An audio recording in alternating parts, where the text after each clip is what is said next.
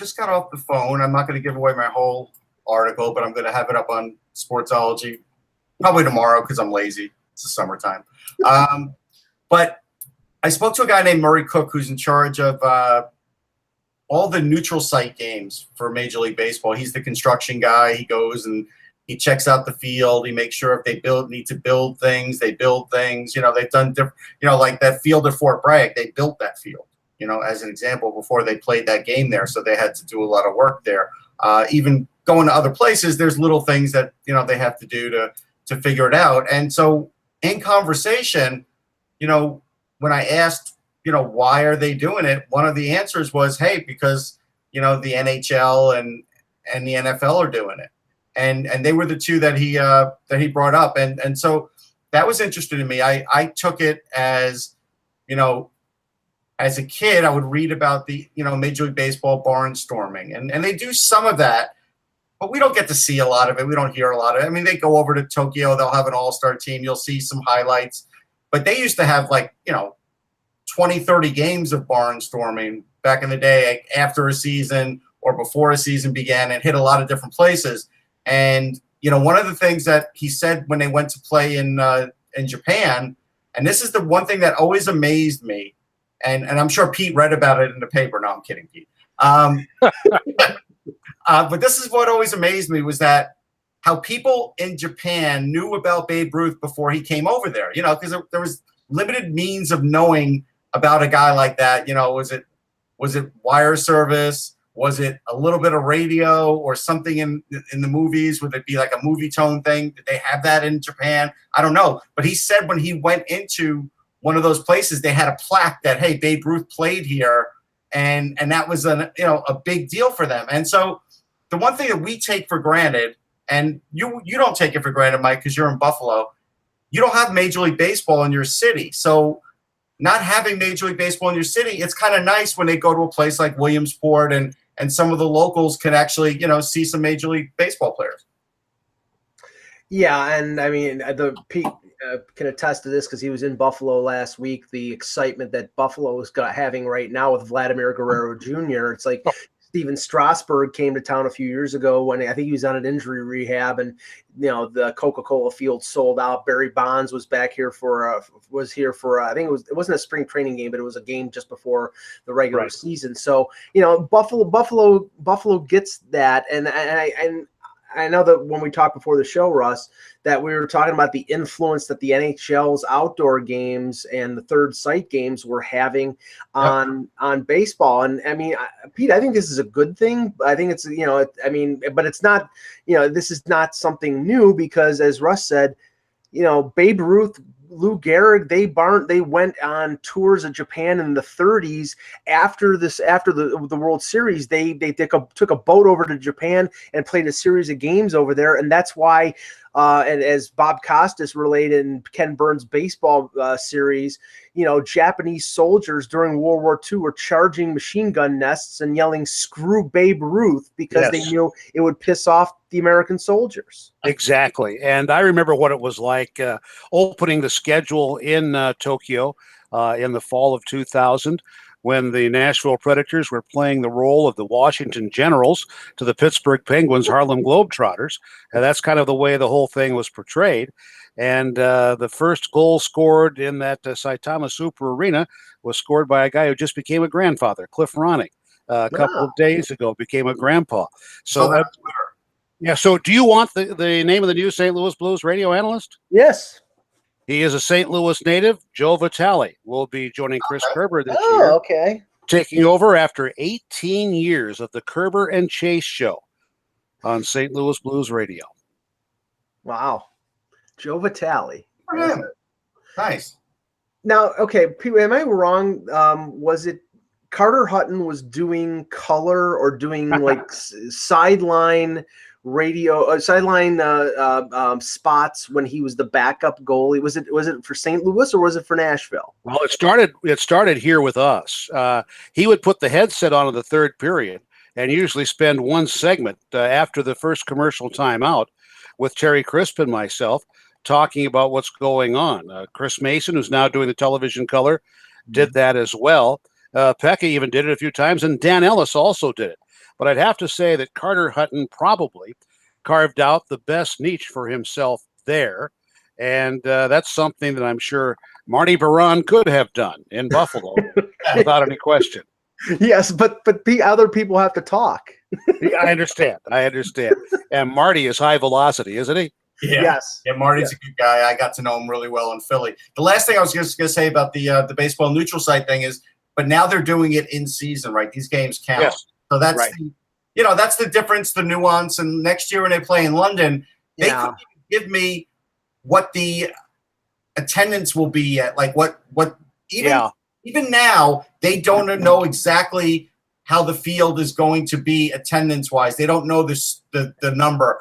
They know it's over 50,000, but it's still in flux. And they've actually, I'm going to tell you this, and this is going to blow your mind. Then that's it. You're going to have to go read the article.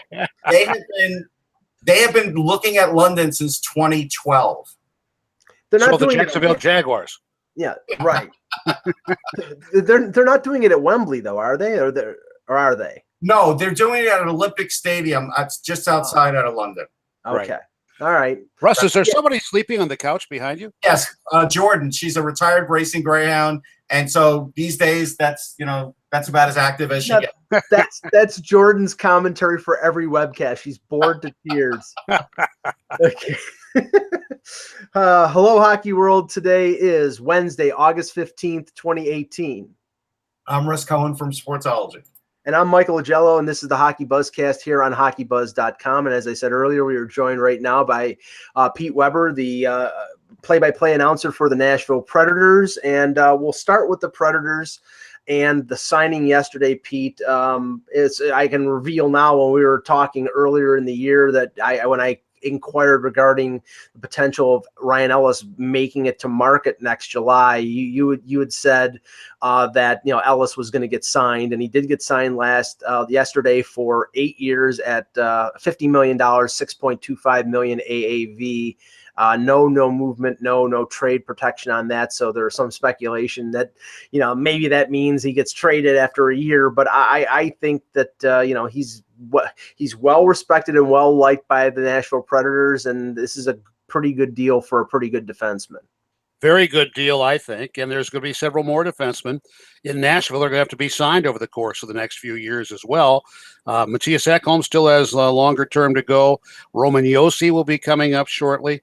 And I'm happy that Ryan felt the way he did as he spoke, and he'll have a media avail here tomorrow talking about how he wanted to keep things going as long as he could. So it wasn't necessarily, I don't think you can call that average annual value a home team discount, but it certainly is very reasonable.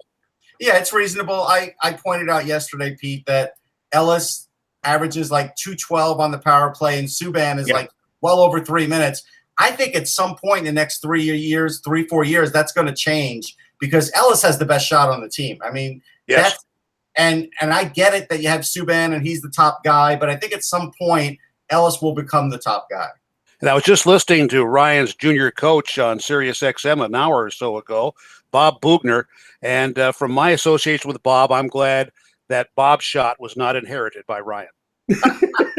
Yeah, no question. And Ellis is a great kid too. Like I remember him in juniors and at the draft in Montreal, he was just walking around, around with kids. Like he's a pretty happy-go-lucky guy. The problem here is, again, and I always say this, Jeff Keelty's too good at his job. So now David Poile has to try and sign all these defensemen that they've got.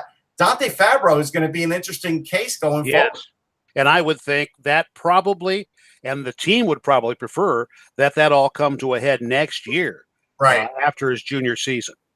Yeah, I mean, we talked about that yesterday with Kevin Allen at USA Today, Pete, and the thing. You mean the football writer? Yeah, he's a jack of all trades. I mean, and the thing is, and of course you have to bring it up because it happened to Nashville. Yeah, it has the potential to be another Jimmy Vesey situation if he doesn't get signed after his junior year. If he says, I'm going to finish out my college career at BU, then you start worrying about him going to August 15th the following year and becoming an unrestricted free agent. So that has to be a concern for David Poile. Yeah, and he certainly has seemed, when he's been here for the off-season prospect camps, more than interested in being here. And I know for a while he had his two sisters playing about 40 miles away from here, playing soccer at Austin P University. So he likes the whole idea of this. And I'm also glad he found out that it's not a 20-minute drive, because if it is, he'll have to enroll in the NASCAR driver's school and able to cut the time down to that effect. Now, but go the ahead. thing there, Pete, is if, let's just say, Roman Josi gets re-signed, he, agent might look at Nashville and say, that top four is locked up for a while now. Yeah. I know you're thinking of yourself as at least a top four guy. Is this what you want? And that's a fair point. Yeah, we've seen that in all the sports, right?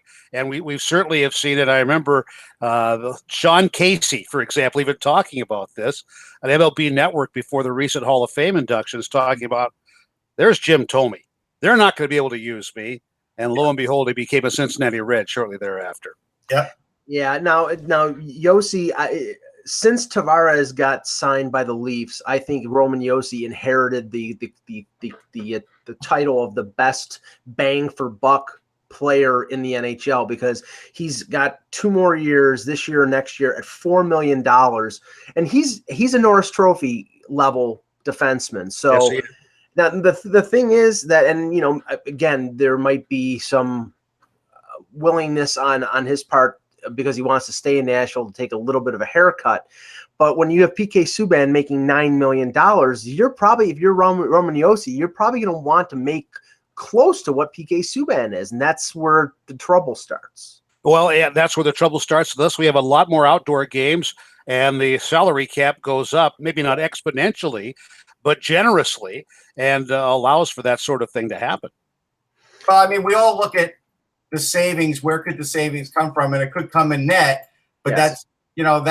but again, if Pekka Rinne were to return to, Vezina form, then that would cause a bigger problem. But if it doesn't, then they could cut that salary if everybody thinks Jonas Enroth is ready to be that guy. I don't know. UC Saros, sorry. Yeah. Jonas Enroth. But I don't know if they look at it that way, Pete. You could probably tell us better from your perspective. I think they are comfortable with the idea of UC being the eventual successor. I don't know what their unofficial timeline would be for that. Right. Right. Yeah. The only other, and then we'll get off the Predators and talk about a few other things. The only criticism, and I said from the outside looking in, there, a player like Kyle Turris, who came in that massive deal last year. I know that there was a little bit of disappointment, at least from people who saw him play and have a big effect when he was with Ottawa, on how he played in Nashville. And I don't know if that was injury or just, settling in situation, but there are some people who think that, if Josi is going to be signed, that a forward contract like a Turris or somebody of that nature might have to be moved out. What do you think of, what was your opinion of Turris and how he settled in last year? Well, number one, from the time he got into a Predators uniform, he ignited the productivity of Kevin Fiala. Fiala did not score a goal until Turris got here and became his pivot. The problem I think that people had with Kyle Turris was the lack of productivity in the postseason. Right. No problem whatsoever the regular season, but what do we all remember better than the playoff? I can't think of anything else. So, and to the best of my knowledge, and nothing was said after breakup day that Kyle had suffered any injury. So we'll just have to wait and see what comes up beginning September 12th with training camp here. Yep. Yeah, I know for a fact he struggled offensively because I drafted him in my fantasy hockey. Here we go. Okay. Who else did you take off Nashville? Philip Forsberg, Ryan Johansson. Yep. I mean, I loaded up. I thought they were going to the Cup final. So, you weren't the only one. Yes. Some bad news from Edmonton. Andres Sekera, who represents, I would say, they're probably their best offensive defenseman, who has had, I believe his last injury from a couple years ago was a torn ACL.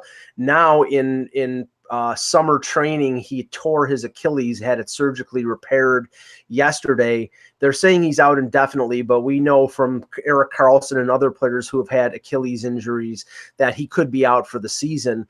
And Pete, the situation with Edmonton is we know that their defense is challenged. We know Oscar Klefbom was injured last year and did not play well.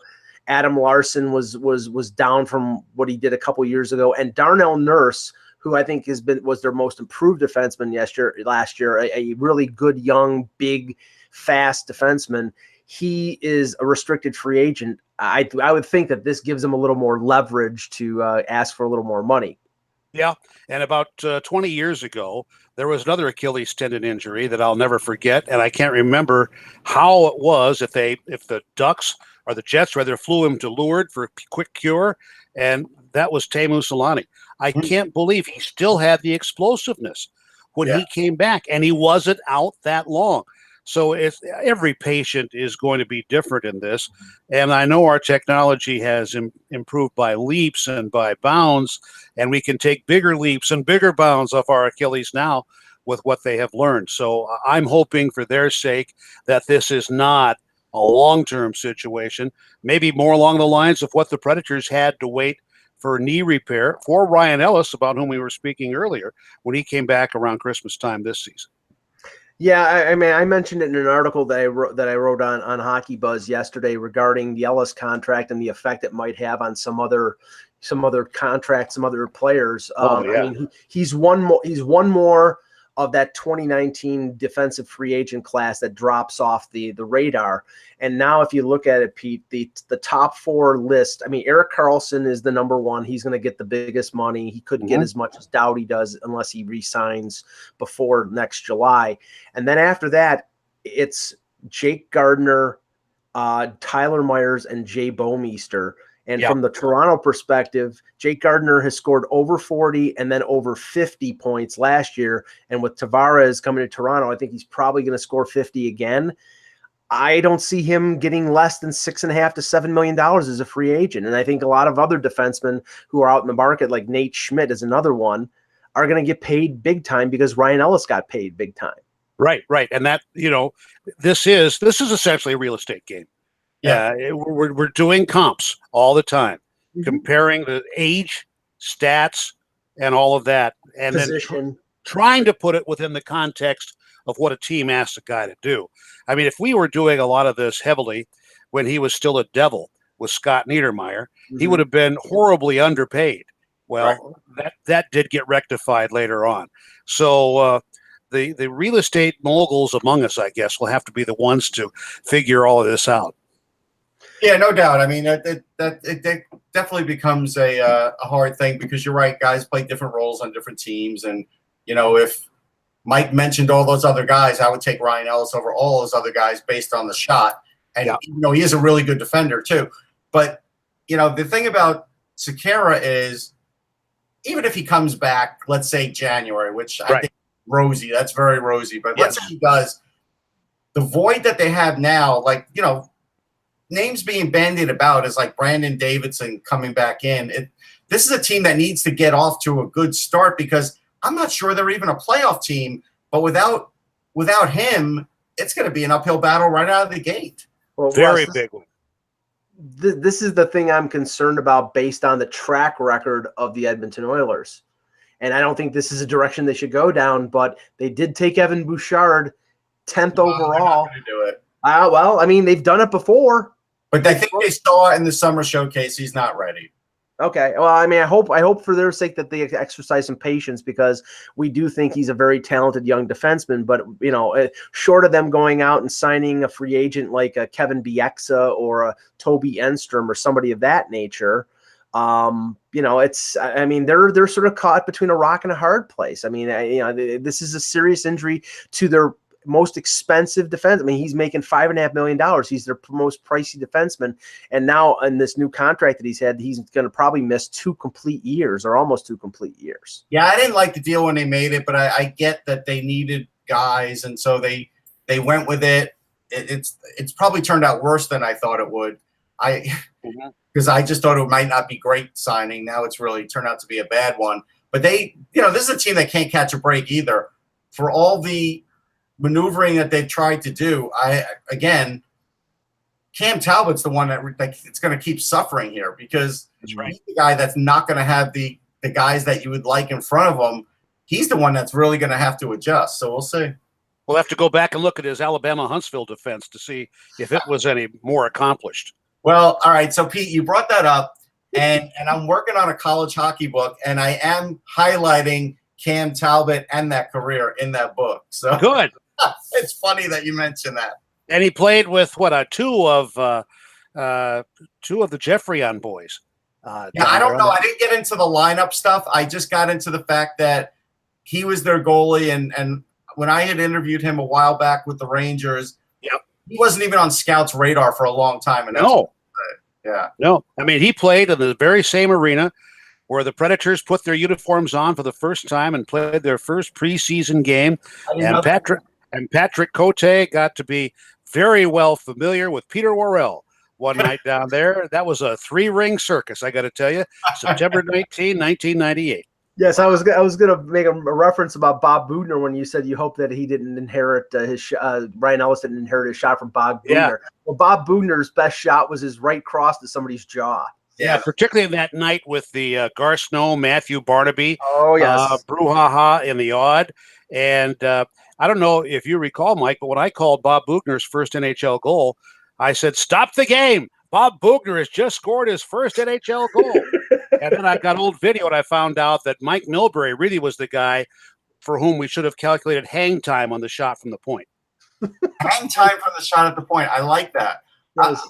I'll go like this. I remember when Dylan McIlrath was drafted and people were like, "Oh my God, he's got a great shot." And I kept trying to tell people, yeah, but getting that shot off in a game is tremendously hard. And then of course he in his second, third, fourth game with the Rangers, he played one game the one year, 2 games the other year, he didn't score. And then he gets a goal and then he gets another goal. And I remember telling people, you're probably not going to see too many more goals, if any others, out of him in his career. And he ended up with 3 goals in his career. And that's the same kind of thing. It's like some of these big guys have great shots, but the windup and the opportunity is usually never there. Yes, the guys who had the best shots in Buffalo back in the 70s. Jerry Korab had a great shot. So did Jocelyn Gabermont. Yes, he had a great one. Now, one night I was calling the LA Kings before I left briefly, and I had J.P. Kelly, a young man, only 6'1", 215 pounds, and one night he must have missed 7 premium chances in one game. Didn't even end up with a shot on goal. Yeah. And I had said that we could take him down to Santa Monica Pier tonight, and I believe he would miss the ocean trying to shoot the puck. Very next game, John Paul Kelly, hat trick against the New York Islanders. Wow. There you go. It's probably Chico Reschenko. Now, why are you ripping Chico like that? No, I'm based on the time, based on the era we're talking about, because I think that was probably pre-Billy Smith, because Billy Smith 81, 82. Yeah. Oh, okay. That was Billy Smith. Billy Smith might have been the guy, Mike. Rolly Melanson. Okay. Now, wanted to do sort of a little overview of the Central Division, because I think right now, Pete, the Predators, I think it's probably gonna be them and the Winnipeg Jets 1-2 in that division, fighting for first place. And Winnipeg, they've got some, we've chronicled it with Pete Tessier, who covers the Jets for Hockey Buzz. They're gonna have some difficulty over the next year or so with Kyle Connor coming up on a new deal. Same with Blake Wheeler. Same with Patrick Laine. They have a Trouba situation that is unresolved. But as of right now, the only major loss they had was the departure of Paul Stastny. Right. This appears to be a team that will again give Nashville all the competition that they want. Yeah, and Nikolai Ehlers keeps getting better and better. Yeah, watching him, the guy can fly, and I think his hands have caught up with his feet, if you will. So I've been able to enjoy watching that. But I think there's another team that could possibly they were the best story, I think, in hockey last year if we didn't have Vegas, and that was the Avalanche. Yes. And the Avalanche, yes, we know they have a number 1 line. They have changed a bit in goal now. I'm anticipating a German in goal rather than a Russian most of the season. and how they work with the defense behind all of that. And I know that the Capitals are very grateful for the buyout of Brooks Orpik, so he could go back and still be making the same money he was due to make and rejoin the Stanley Cup winners. And here's the wild card in all of this. I'm pretty certain, and I'm sure you guys are too, that Carlson's going to get dealt from Ottawa. Does he go to a Central Division team? In which case, all that we say now is moot. Well, the funny thing is that the specter hanging over the Senators is the fact that Colorado owns Ottawa's first round pick from the Matt Duchene deal, and also the deal that that ended up with Sam Girard going to Colorado, right. And the possibility of Colorado trading that first round pick to Ottawa for Carlson, but I can't see them doing that because if it's going to be strictly a rental, because a potential pick that is in the top five is a hefty price to pay, even for somebody like Garrett Carlson in a short term deal. Is it ever? And that's, I mean, but again, there are that is, I think, the wild card for all of us.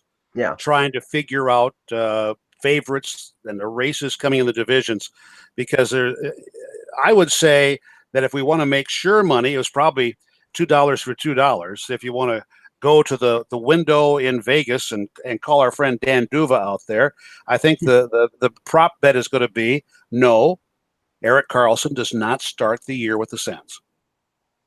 Yeah, I mean we're a tough one. I mean, time's running out on that. It is, no question. Yeah, but it doesn't become real until training camp. If he steps on the ice in training camp, then all the stuff that has sort of been in a lull for the last month and a half or so, it will all of a sudden, the questions, the facing the media, it becomes real again, and then it becomes a complete sideshow, which is normal for Ottawa. Well, just one thing about the. I was going to say, look, I really do like Colorado, and I think a healthier Tyson Jost, who already had 12 goals last year, will do better. And I think there's a lot to like there. But I think the team that's getting left out in this is the Minnesota Wild, because they did have 101 points. And I think if you would have quizzed me, I would never have said they had 101 points. But, Parise came back. He had 15 goals. He looked more the guy he was, but he didn't get to really have an impact on the regular season. Right. Getting Zach Parise back is massive for them for the regular season. And I think guys like Eriksson Ek and I think Fenton's done a good job of keeping the guys there, knowing that they had cap problems. And I think they could actually surprise all those teams, because I think they're due for a big year. And I think this could be their year. And they could have the magic of Devin Dubnyk again, from a couple of years ago. He's more than capable of that. Yeah. Well, let me quickly just go back to the Avs for 1 second and say that, the one criticism I've had of them over the last few years was their defense. Their defense is a lot better now. They added Ian Cole. Zadorov is coming into his own. He's a big, tough, mean defenseman. And Girard in that deal, he's a little water bug. He's fast. He's gifted offensively. So that the concerns on their defense have lessened considerably. But with Minnesota, and this is the thing. Hold on, before you even say, let me tell you their top three lines. If they go the way you think they'll go, you've got Zucker, Stahl, Granlund, Parise, Koivu, Coyle, Niederreiter, Eriksson Ek, and put Luke Cunningham in because he'll be healthy now. Right. That's a pretty solid top nine. Yes, it is. And not too many teams have that. No. It is. But I was underwhelmed by their additions in free agency. And then, again, they don't have a lot of cap space. But, Matt Reed, JT Brown, Matt Hendricks. It's like, they got guys. They got role players. They got guys who can penalty kill. They got those kinds of guys. But if you look at the main guts of it, defensively, if Suter's okay, you got Suter, Dumba, Brodin, Spurgeon. That's a really good top four. And Dubnyk and Net, they have enough. They do. If they stay healthy, they do. Well, that was the surprising thing, Pete. The report came out last week that Suter will be ready for training camp, when there was a lot of speculation that he was not going to be ready until maybe November or early December. So him coming back early, I mean, I was saying that, they're very, very tight up against the cap. And after signing Matt Dumba, they don't have a lot of room. And there's been some speculation that they might move out a guy like a Jared Spurgeon to create a little space. But their top four is pretty good if they do keep him and if they can manufacture enough room to have some flexibility. I would be surprised if they did deal Jared Spurgeon, simply because I like that top four, as you guys have put it, very, very well. A year ago, weren't we all thinking, or actually a little bit more than a year ago now, that Zucker was for sure gone to Vegas? I wasn't, but the other guys were. Everybody was. You can't get rid of this guy. Yeah, because he was from Vegas, and they figured that, okay, of course he's going to go to Vegas. Yeah. Yeah. The team that made the biggest splash in the division, and I don't know how much better they are after the big splashes, is the St. Louis Blues. Now, Ryan O'Reilly was the number 2 in Buffalo behind Eichel. He, the situation with him in Buffalo is well chronicled. He basically, I think, wanted out of here because the team was going nowhere, and it was a massive deal. They get O'Reilly. They sign Tyler Bozak in free agency as a third line guy. They bring in David Perron, who had a really good year with Vegas. But Pete, my concern, and it continues to be like Colorado with their defense. St. Louis, it's the goaltending. It's Jake Allen, and if Jake Allen continues to be Jake Allen, they're going nowhere. Yeah, he's going to have to show me a lot as well, Mike. And the other concern I have in St. Louis: will Alex Pietrangelo have enough sleep entering the season after his wife gave birth to triplets a few weeks ago? That could be a real challenge for them. But yeah, Jake Allen, and how about that? It was 2 years ago. They had to give him a sabbatical to get his head clear to come back and 10 goal. They were fortunate at that point in time to have Carter Hutton. Well, obviously, he's a Buffalo Sabre now. So that's going to be a very intriguing adjustment to watch. Sorry, Pete. No. And the other thing about St. Louis, I think we mentioned Paul Stastny, had they held on to him, I think the Predators would have paid Paul Stastny in the playoffs rather than the Winnipeg Jets. Yeah.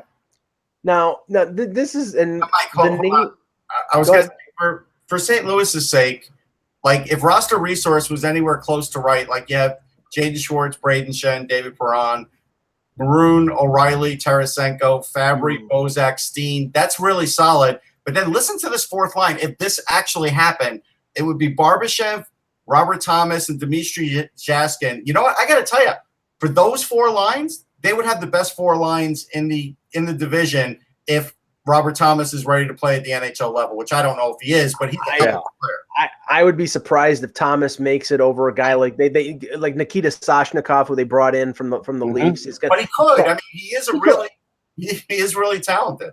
I'm saying I think he's a top 9 talent, and why put him on the fourth line and put him in sort of an energy role. No, the one thing. Actually, he can play it. I'm not saying that, but the one we've asked Kevin about this on a previous show, and I don't get it because the rumors continue to perpetuate regarding, St. Louis potentially trading Colton Parayko. And I've watched Parayko play over the last couple of years. I think it's wishful thinking from teams that need defensive help. I mean, I know Peter Angelo is probably looking for a big raise because he had his triplets, and his contract is up after next season, and he's probably looking to hit, Doughty, Carlson, that type of money. But Parayko is young, he's big, he's talented, and he's only making $5.5 million. It doesn't make any sense that they would be shopping him. Doesn't to me either. Okay, good. Yeah, none of these defensemen go anywhere, Mike. That's what we're learning now. They don't go anywhere. There's a lot of talk because a lot of times they have to wait until the last second to sign these guys to fit them under the cap. But these defensemen that we're talking about, they don't go anywhere. And if you want to know proof of them not going anywhere, just ask your Toronto Maple Leafs because they can't get one. Yep, I think they'll get one eventually during the season, but it's going to cost them a lot to get that get that player. Now, the team that dominated the division for years, the Chicago Blackhawks. I mean, they really can't make a full rebuild or a full transition because they've got those 2, cornerstone anchors in terms of salary with Jonathan Taves and Patrick Kane. And I was struck, Pete, by the fact that when NHL Network put out their top 20 centers, Jonathan Taves was not on the list. I don't think he's dropped off that much, but he has dropped off in the last year or so. Do you see a bounce back year from the Blackhawks? I can see a bounce back year for Jonathan Taves. I'm still wondering about their defensemen who are also on those long-term deals. Yeah. I think that probably is what has had them bogged down, tied up, unable to make the moves they would otherwise like to be able to make. Mm-hmm. But that's they're paying, if you will, the price for having won the 3 Stanley Cups in 6 years right now. Yeah, I mean, Russ, I mean, I'm not convinced right now. I mean, we've talked on previous shows about Corey Crawford and his health, and if he's not healthy, then you're relying on Cam Ward and Anton Forsberg, and I think we all know that Anton Forsberg can't handle a number one or maybe, I don't know, even heavy work. I've never been convinced he's anything more than an average goaltender. So, I mean, what are your feelings on the Blackhawks? I think the Blackhawks are, again, like I'll go back to that analogy, that old Angels team where they had everybody who was sort of aging on it, and they had one last run on them and they made it. Like, it's either that or nothing. Like, that's, I don't know who Doug DeCinces is on the Blackhawks, but, we'll figure out that when the season starts. But Rod Carew, Reggie Jackson, Don Baylor. I mean, keep going. Bobby Grich. Bobby Grich. And we all like Bobby Grich. That's where they're at. Like, it's either all going to click and they're going to get there again, or it's just going to be ugly again. And they're not, they're closer for it to be ugly than for getting there. But again, I think everything is based on Corey Crawford's health now. If he doesn't start the season, if Cam Ward's the starting goalie, no offense to Cam, but like you said, him and Forsberg, it's just not enough to get it done. Yeah, Cam Ward was great 12 years ago. Yes. So we're talking about the possibility of the Blackhawks trying to approach in 2019 the 1967 Leafs. Yeah. Well, yes. Well, is Alan Stanley still playing or no? No. I remember when Punch brought him in as a coach in Buffalo. Well, yeah. Wait, who didn't he? He brought in Floyd Smith. He brought in Dick Duff. He brought in like almost everybody who wasn't dead from the '67 Leafs. If he brought in Tim Horton. Then when he went back to the Leafs, he brought back Carl Brewer of all people. Yes, in 1978 or 1980, 81 or 82. It was like, a 40-year-old Carl Brewer. I remember him getting his helmet knocked off in a game, and he had a gash over his bald head, and everybody was like, what is this old dude doing on the ice? For face-offs in the attacking zone, I once saw him lined up by the center red line. I think I did that in the media game, and even the media game ref was like, "You got to line up for real." I'm like, "Dude, we're playing a stupid game. Just drop the puck. I'm not even face off. Who cares where I am? Seriously." I remember this guy busted my chops like twice in like a media game or just like a beer league game, and I was like, "Come on, man." 2 minutes for delay a game. Yeah. The Dallas Stars now. They have a situation with Tyler Seguin that will probably play out throughout the year about them getting them locked up on a long-term deal. Yes. The Ben Bishop injury late in the season hurt them. They supposedly were in on Erik Karlsson, but that didn't come to fruition. Their major addition on defense was Roman Polak, and I love Roman Polak as a tough defenseman, but he's mostly a bottom pairing option for them. Other than bringing back Valerie Nichushkin, they really didn't do much. And I think that there's, and I know that they have a new coach, but I think there's a lot of talent there, but I just don't know whether they can play a game that is conducive to making the playoffs in that division. And the new coach is a guy from college hockey, albeit Jim Montgomery, a lot of pro experience as a player. But what is he going to put together out of that mix? We know he has a highly talented offensive defenseman in Klingberg. What else could he produce from that? And will Nichushkin finally come through and realize what we thought might happen with him after his rookie year? And that was great promise, but we've not seen anything really since. And obviously, he went to the KHL for a bit. Russ, do they think Heiskanen is close to being ready, or they're not? I think Jim Nill doesn't want to rush him in there, and I do think they think he's very close. But I think they're going to wait another year, and I think that's what I would do too. I mean, he could really be. He's close to being superstar caliber, and so you don't really want to rush that. I would sort of wait But if you look at them, they have a lot of offensive pieces, and I think they're if Ben Bishop's healthy, which we know is an if, they have a lot of prospects too that are going to have a chance to make the team. Like Jason Dickinson's a guy that's been that team, and so I think they have some young legs that Montgomery could take advantage of. I think they'll be a team that's hard to play against because he'll make sure that they're very pesky and they already have speed. I don't think they're going to be an easy team to play against, but I just don't know if they have enough. And by enough, I mean on defense. Right. Yeah. Now, Pete, I wanted to talk about your profession, and as somebody who has listened to games on the radio since I was a kid. I was weaned on Ted Darling and Rick Jeanneret in Buffalo. Joe Bowen has been broadcasting the Leafs since 1982, and he's this year's Foster Hewitt Award winner. Yes, and well deserved from Joe. But and I listened to Dan Kelly on KMOX when I could get in, and Chuck Caton when he was in Hartford, and then later in Carolina. And the news about Chuck Caton in Carolina and the decision was made basically to not offer him offer him an insulting contract.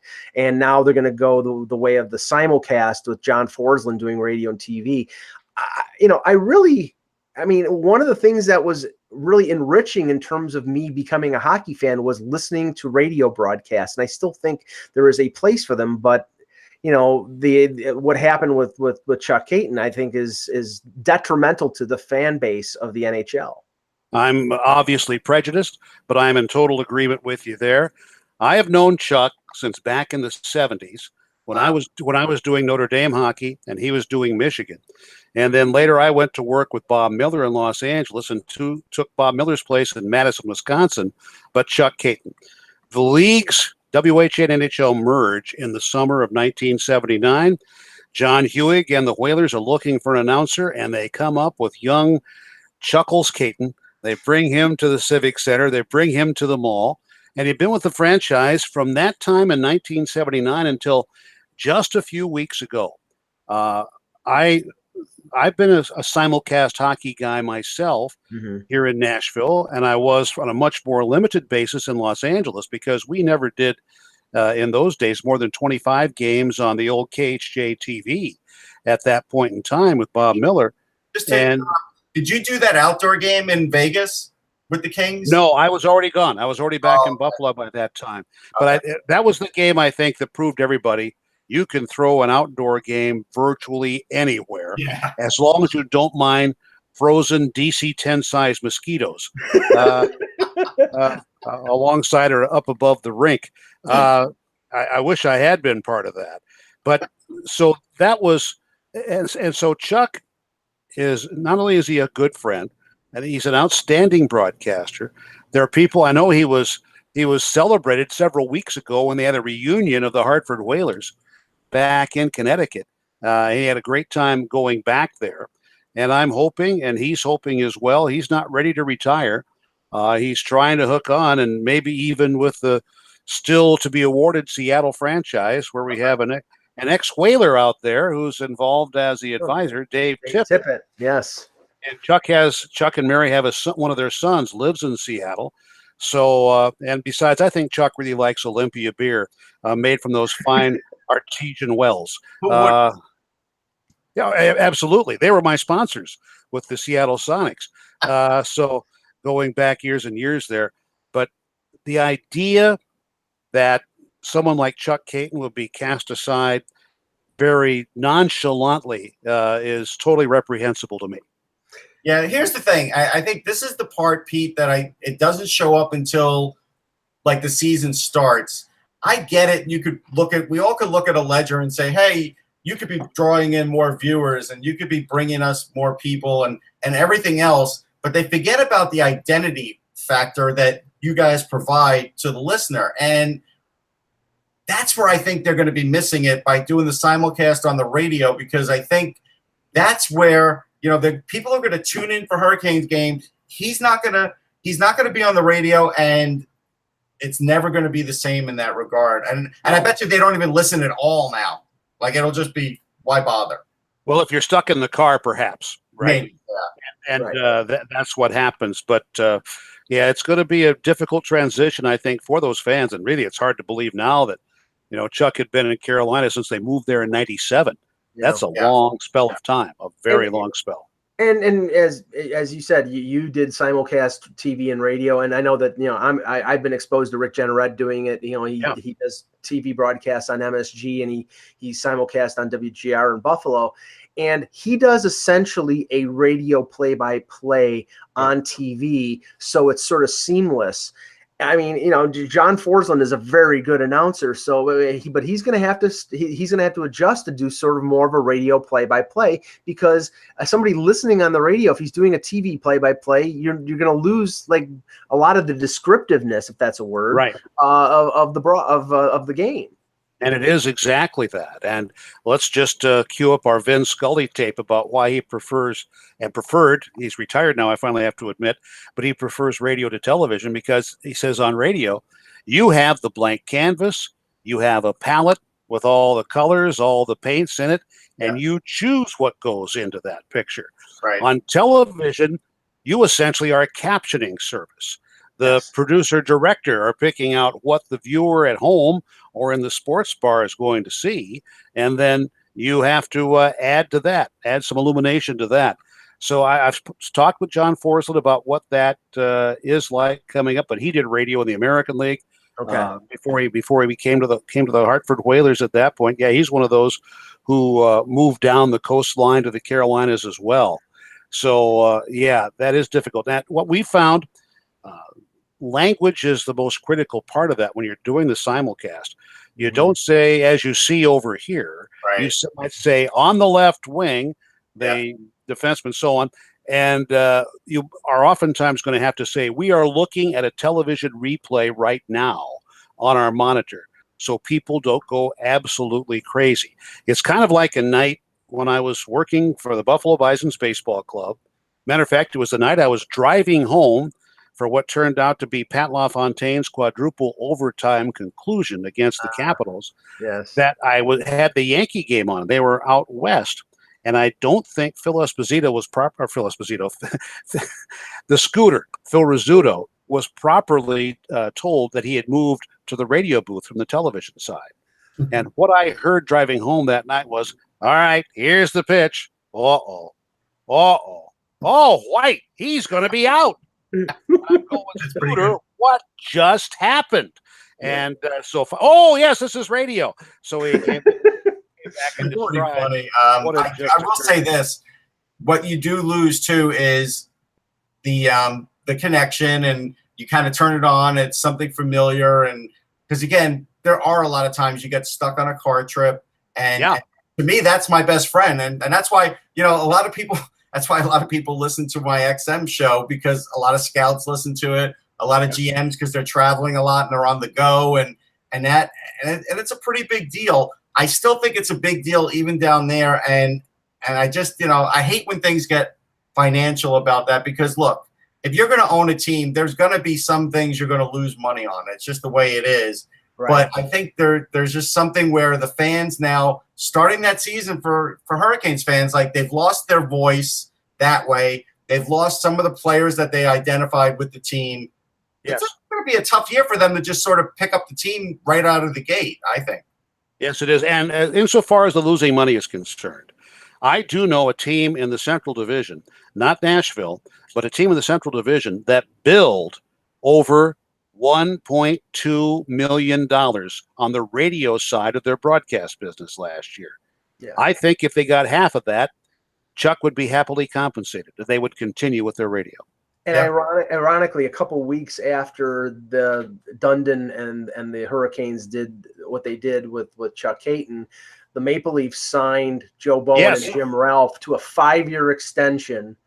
And Joe basically said, I don't know if I'm going to finish out the 5 years, but I'm going to enjoy it, and I'm hoping that in that 5 years the Leafs win a Stanley Cup. Remember, he's been broadcasting since 1982. He's seen a lot of bad hockey. Yes, has he ever? And he and I will be celebrating Notre Dame's home opener against Michigan together in South Bend on Saturday, September 1st. Yeah, but he's a Green Bay Packers fan, so we can't like him that much. He's a part owner. of the Packers.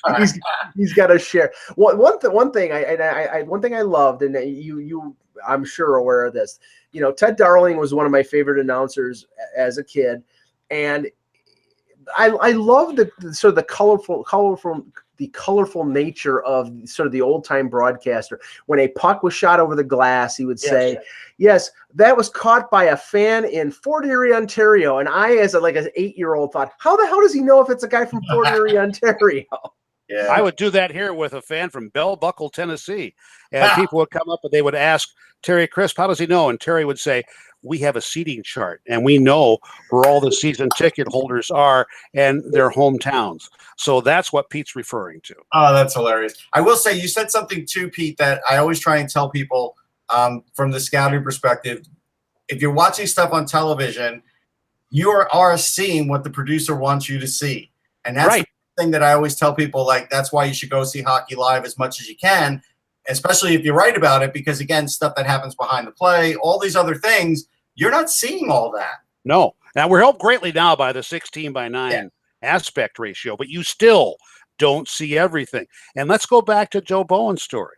2 years ago, when Lou Lamoriello took him and Ralphie off the team charter, they were all set up to do the season on the road at home in front of a monitor.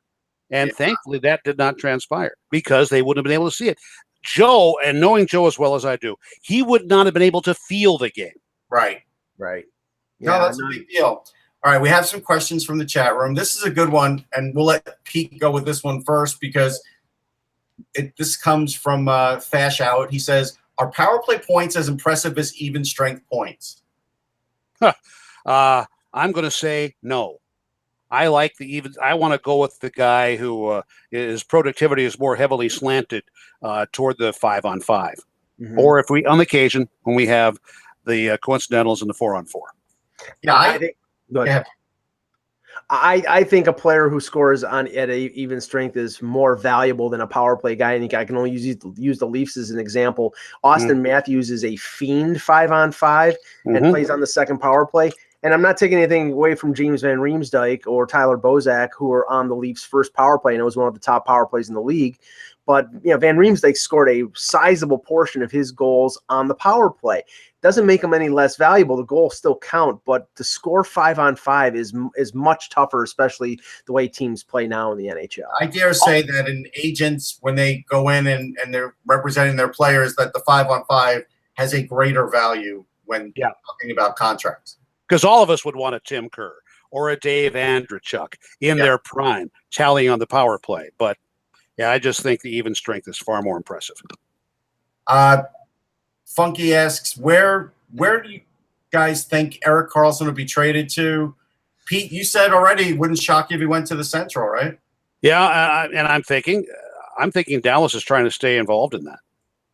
Well, they've got one advantage in terms of Karlsson wanting to go to Dallas, and that's Mark Mathot, who's one of his best friends and his former defense partner, right? So, but the thing is, it's I think right now, and we talked with Eck and Kevin about this a couple of days ago, that we think that sort of the Rubicon has been passed here when it comes to a team, Ottawa getting a package more conducive to Karlsson's full value. It's now a rental deal. I don't think he's signing anywhere. So Ottawa, without that first-round pick, they may want to keep him until the deadline simply because it will make their record better and make that pick less valuable. And at least they no longer have the Hoffman family there to be contended with. So is Joe Bowen from Sudbury? Do we have to mention Sudbury? Joe Bowen is from Sudbury. Yes, he is. There we go. Cousin Eddie is going to have on the show, Pete. Well, I spent this last week in St. Mary's, Ontario, at Terry Crisp's home there, and his brother lives in Sudbury. So we spent a lot of time talking about the Wolves and talking about Joe Bowen's youngest son, who, if he doesn't go to Laurentian, may end up being the goaltender for the Wolves this year. Yeah. Yes, and Mike Foligno's former Sudbury Wolf, and I think actually he was a coach in Sudbury too. Yes. Go ahead, Russ. Matt Everly asks, Russ, even though Chevy, meaning Cheverdayoff, has been grilled for years for being conservative type GM, do you think his patience / slow and steady process has been a fruitful avenue for this franchise? Absolutely. Yeah. You can look at all the beasts that were playing in the playoffs for them last year, and the greater percentage of them were guys that were drafted. Right. And I think there's a similar story there too. Now it seems to be developing anyway with one Joe Sakic in Denver. Yes. He was getting constantly harped at, and then he pulled off that 3-corner deal, and I think the Avs came out very well in it. Yeah, and we talked about their defense. You know, they have Connor Timmins, they have Makar, who haven't even factored into their defensive scheme right now. So an area that was a big weakness for them. One of their the chinks in their armor now could be a strength in a year or two. All right, last question. This one comes from Scott Murdoch. He's asking me, but we're going to ask it to everybody. McKinnon versus Matthews. You know, right now where they are in their careers, I would take McKinnon because I actually had McKinnon as the Hart guy last year. And I think Matthews will eventually pass him. But right now, I still would go with McKinnon this year.